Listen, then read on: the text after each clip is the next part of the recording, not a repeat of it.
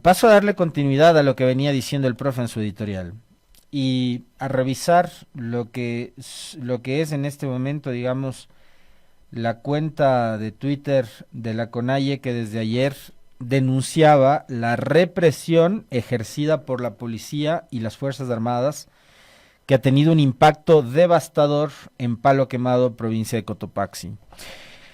Este es el comunicado que publicó ayer la Confederación de Nacionalidades Indígenas del Ecuador, CONAIE, presidente Daniel Noboa y Ministerio de Gobierno de Ecuador. Condenamos enérgicamente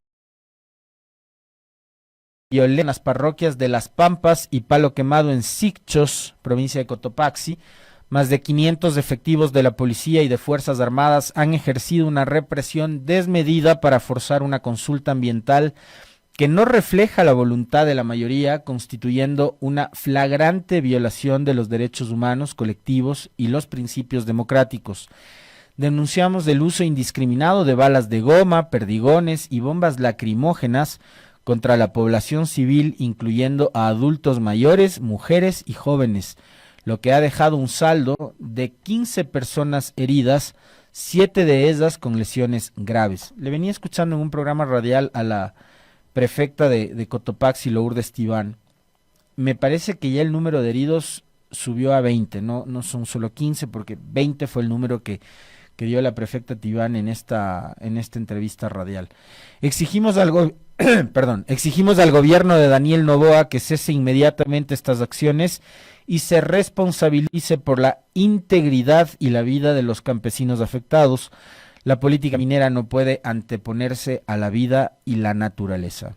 Hacemos un llamado urgente a la comunidad internacional y a los organismos de derechos humanos para que dirijan su mirada hacia esta crítica situación en Palo Quemado. Es evidente que la violencia emana del gobierno nacional y de la empresa minera canadiense Atico Ati, que ha llevado a la denuncia de 70 campesinos por terrorismo, en un claro intento de criminalizar la legítima protesta social. Entendemos además que en este caso Fiscalía ya ha empezado a operar de manera inmediata, ¿no? A diferencia de otros, en donde no hay tanta prolijidad ni celeridad. Acá ya hay, digamos, 70 ciudadanos que están siendo investigados y denunciados por presunto delito de terrorismo, ¿no? Las imágenes que circulan obviamente son primero preocupantes y después también llegan al colmo de indignarnos y de sorprendernos, digo, porque al tener un gobierno democrático con un apoyo popular tan importante como el que tiene actualmente el presidente Noboa, la pregunta es si es que es necesaria una incursión de la fuerza pública con la fuerza o la brutalidad con la que hemos visto las imágenes y cómo lo ha denunciado la CONAIE. Es decir, a esta hora hay 70 personas que estarían siendo procesadas o investigadas a través de la justicia.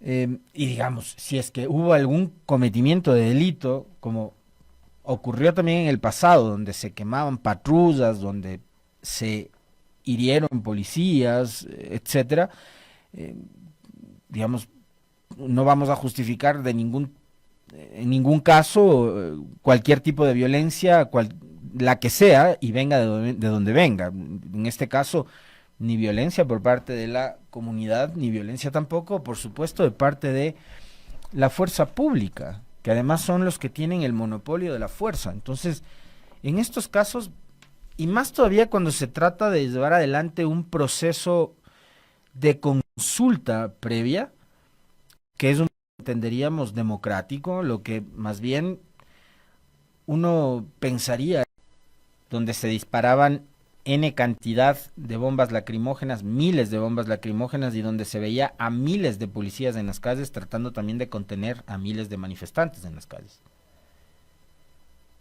Pero la movilización de todos esos policías y los equipos que ellos usan tienen un valor, un costo.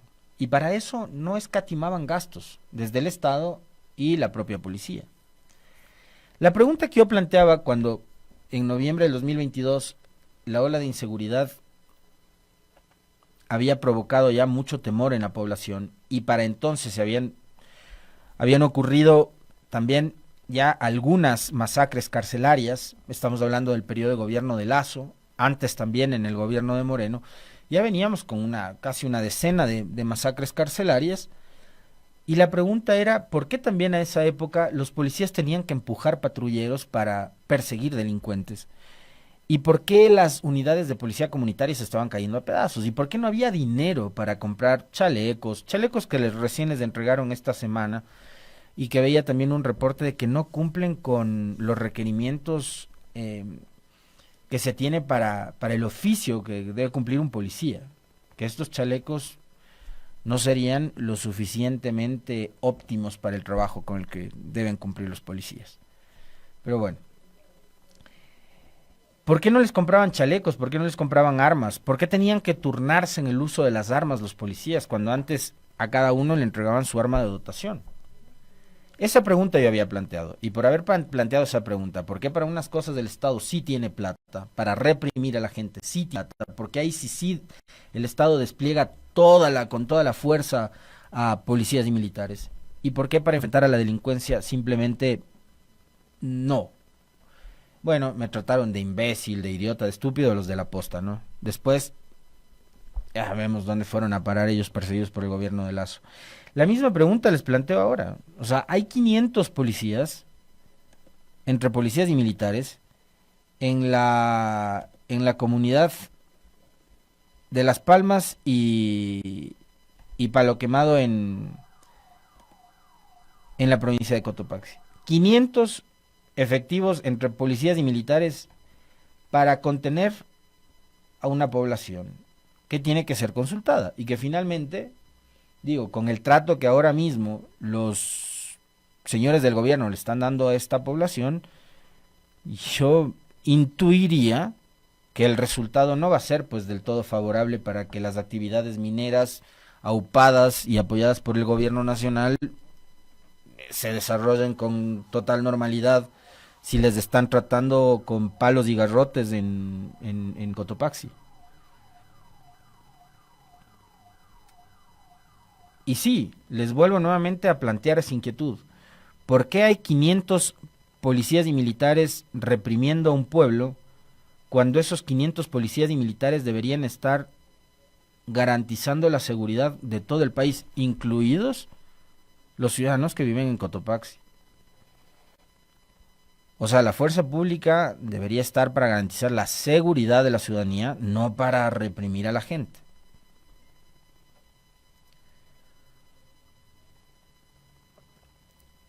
Por un lado. Y por otro, ¿por qué esa misma fuerza que se utiliza para reprimir en este caso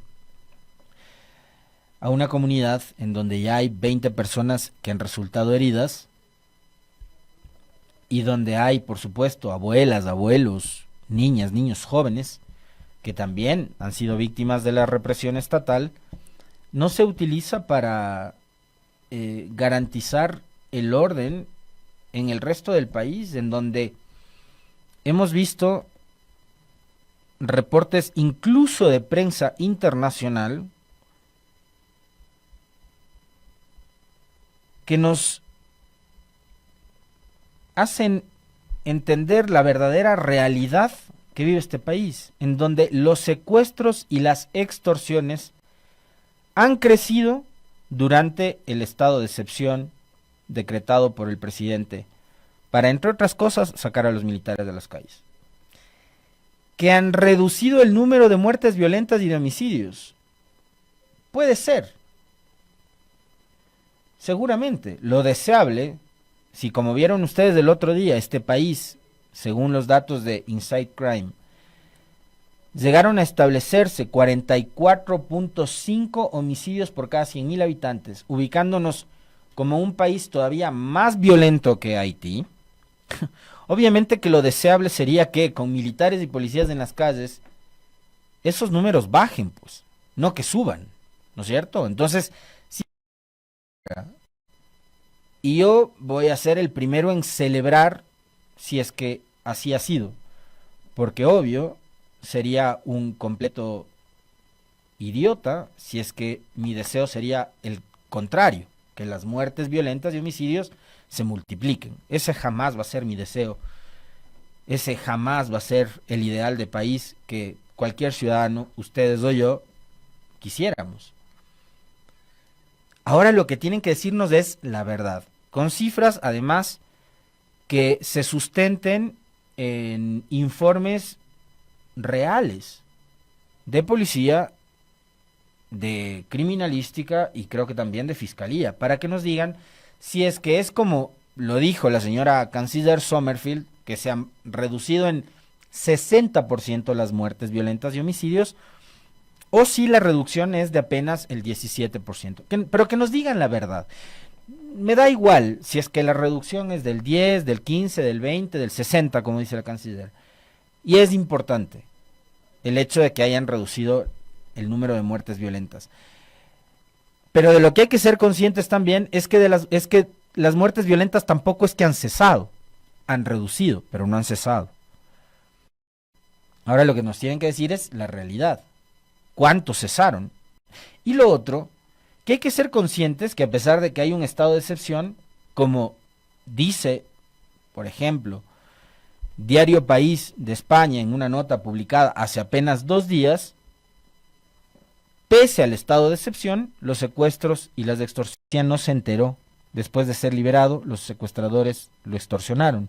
Le pidieron $2.500 para devolverle su vehículo que había sido desmantelado. Él pagó a los criminales, le entregaron el carro y finalmente no denunció. Esa es una de las tantas historias. 1518 en lo que va de el 2024 de secuestros y de extorsiones que ocurren en el país todos los días y que, como vemos, solo de las que registran denuncias llevamos ya el doble de las que a esta misma etapa del año pasado se registraban entonces, en 2023. El doble de extorsiones y el doble de secuestros de los que se habían registrado durante esta etapa del año en 2023.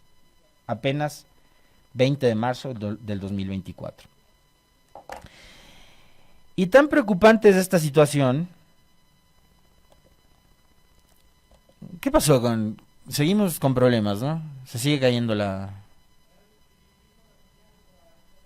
Sí, se sigue cayendo la transmisión. Bueno, mientras vamos superando los problemas tecnológicos,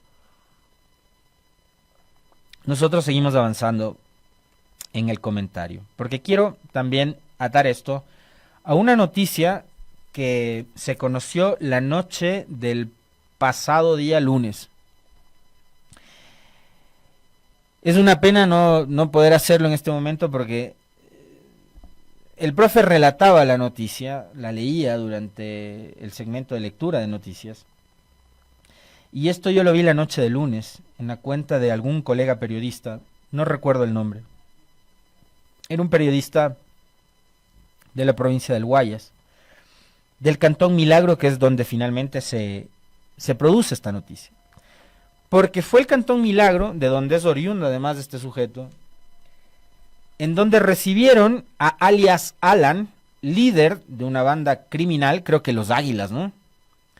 Con fuegos pirotécnicos, como si se tratara de el campeonato de algún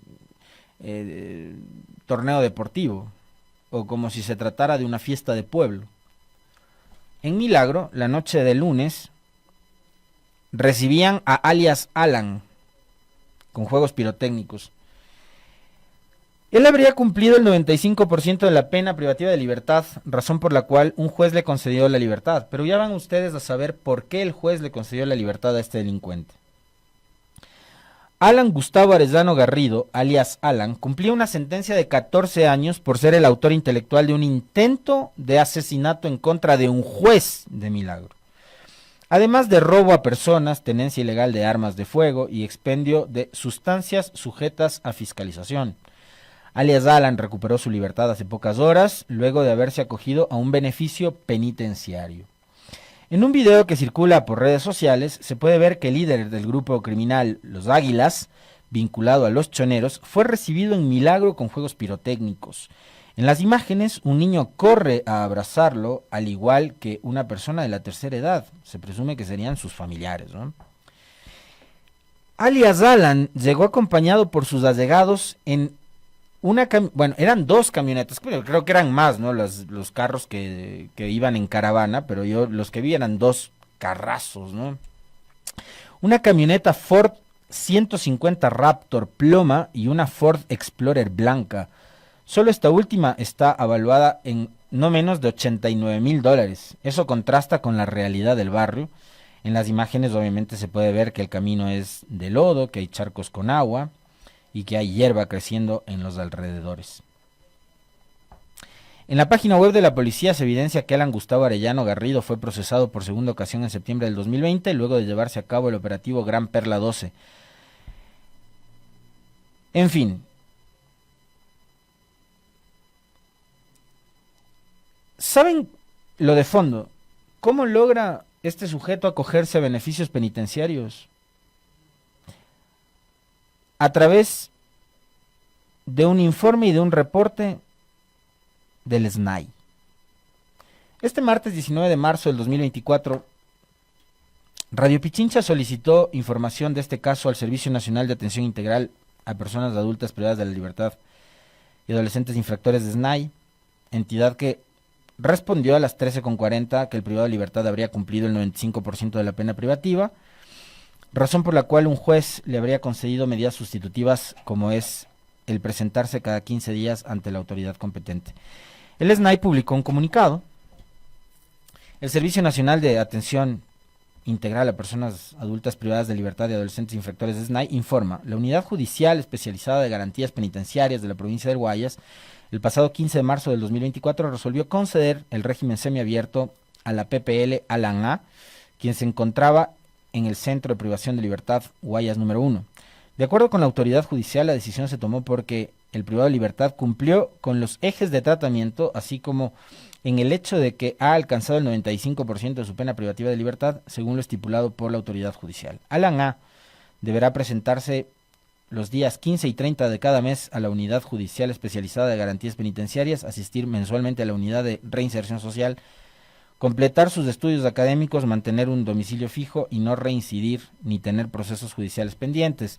Es importante destacar que dentro de su ámbito de competencia, el SNAI ha garantizado el derecho a la apelación en casos de solicitudes de beneficios penitenciarios de diversos PPLs.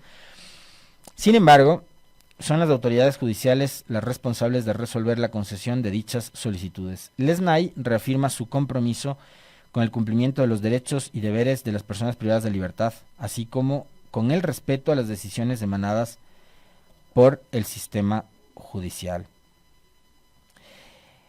El SNAI emite un comunicado, como ustedes ven, en el cual corrobora de que Alan Gustavo Arellano Garrido, alias Alan, cumplió los requisitos para su salida de la penitenciaría.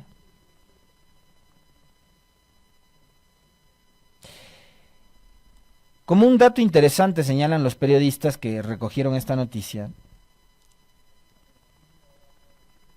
se señala en la audiencia que él aseguró no pertenecer a ningún grupo de delincuencia organizada.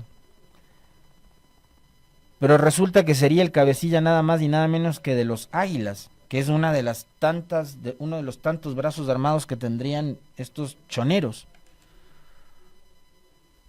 que son liderados a su vez por Fito, quien se le fugó a Novoa el 5, 6 o 7 de enero, no sabemos cuándo, o en las fiestas de fin de año, o en la Navidad, no saben, ni el propio gobierno sabe cuándo se les escapó, pero a los choneros los lidera Fito, que está fugado, que está prófugo, que no sabemos dónde está, y que seguramente seguirá dando órdenes, como lo hacía además dentro de las cárceles. Así que ahora por vías regulares, a través de pronunciamientos judiciales, siguen en este país liberando delincuentes. Y ahí no pasa nada. Por cierto, a Novoa no solo se le fugó Fito, también se le fugó Colón Pico 4 o 5 días después de la fuga de Fito.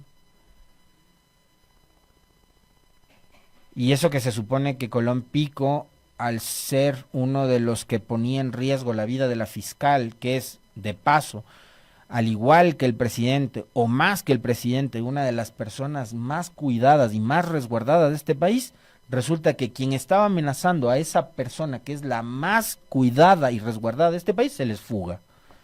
¿Quién se hace responsable de esas fugas en este país? Pues nadie. Nadie. Como la mamá de Pinocho, que no es nadie porque no existe, porque Pinocho no tenía mamá. Nadie. Nadie se hace caso, nadie se hace cargo, ni se hace responsable de esas fugas. Y ahí está, pues, el tema de la inseguridad. Nuevamente, les repito y les planteo la inquietud que yo tenía hace segundos nada más.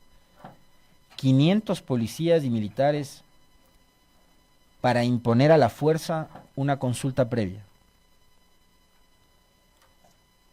Y el resto del país, en donde se siguen reproduciendo los secuestros y las extorsiones que no han parado, que no han cesado, y que por el contrario, y esto es totalmente contradictorio de lo que nos quiere vender el gobierno, y que le ha servido de paso para lograr esas cifras tan alentadoras de popularidad y credibilidad. Las extorsiones y los secuestros siguen en aumento.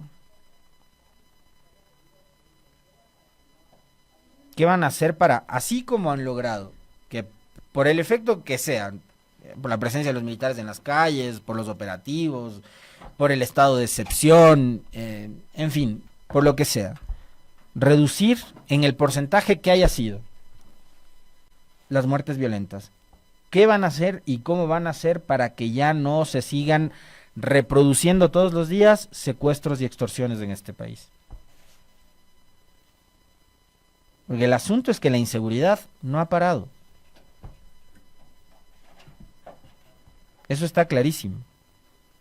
Y acá, digamos, hay una campaña muy fuerte de comunicación y de publicidad también, una con pauta y otra sin pauta, porque por supuesto hay medios de comunicación que están totalmente alineados con las tesis del gobierno, que nos pretenden hacer creer que en efecto hay un plan Fénix y hay un operativo de seguridad que está dando resultados y que está funcionando.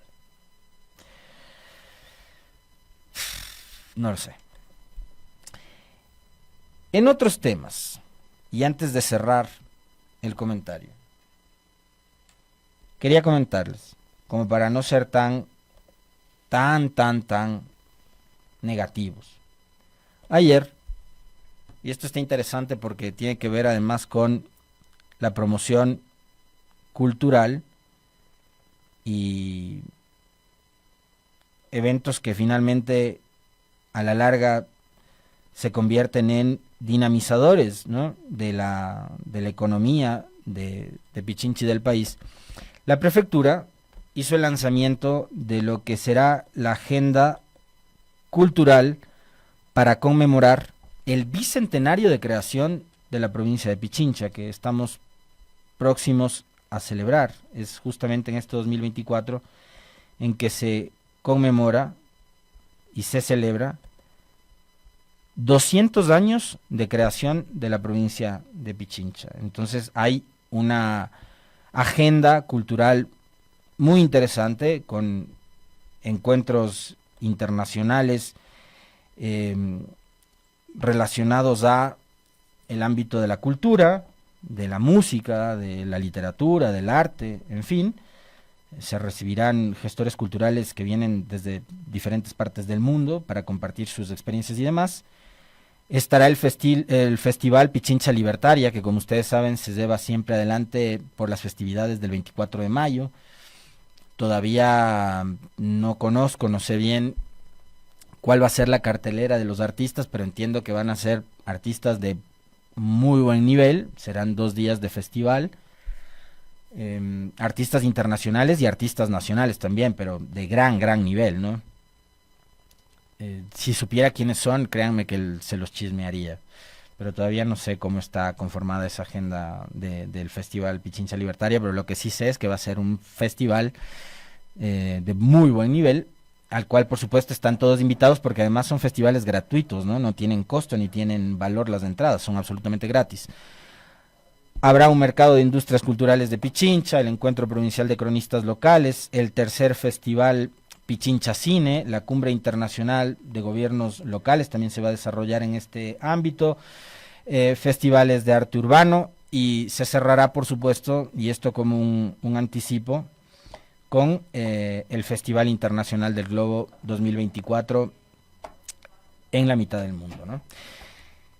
Y para cerrar, nada más, en este segmento cultural de hoy, a propósito de la agenda por el bicentenario de la creación de la provincia, les quiero... No vienen los Cafres, sé que los Cafres tienen un club de fans súper nutrido en Pichincha. Estuvieron presentándose en el Festival del Globo el año pasado, pero no vienen los Cafres. A la prefecta sé que le encantan. Este fin de semana, sábado 23, están invitados al Mushuk Nina y al Paucar Raimi en el Parque Arqueológico Cochasquí. Habrá transporte gratuito desde Quito. La hora de salida será las 9 horas desde la prefectura, acá en la Plaza de la República, y el regreso será a las 16 horas. Pueden hacer reservaciones, los cupos son limitados. Les paso el número: 099-960-9196. A ese número pueden hacer las reservaciones. Les repito, 099-960-9196. Para este sábado 23 de marzo, asistir al Mushuk Nina Paucar Raimi. Habrá feria de medicina y saberes ancestrales, presentaciones artísticas, culturales, presentaciones de danza de los rucus de Pintaj y de flautas y bombos de Cochasquí, ritual del Mushuk Nina y Pamba Mesa, presentación del grupo Munay Taki y también del grupo Hatun Runa. Así que ahí tienen ustedes, si es que no tenían planes para este sábado, invitados al Parque Arqueológico Cochasquí.